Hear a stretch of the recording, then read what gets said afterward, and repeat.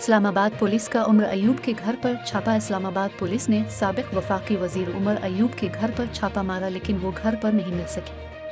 Reports के मुताबिक police Umar Ayub के मुलाजमीन से पूछ-पूछ के बाद वापस रवाना हो गई। इसके अलावा पीटीआई रहनुमा अली नवाज अवान के घर पर भी पुलिस ने छापा मारा, लेकिन वो भी घर पर मौजूद नहीं थे। दूसरी जानिब पीटीआई की साबिक एमएनए साइमा नदीम को बैरून मुल्क जाने से रोक दिया गया। कराची एयरपोर्ट पर साइमा नदीम को टोरंटो की परवाज से ऑफलोड किया गया।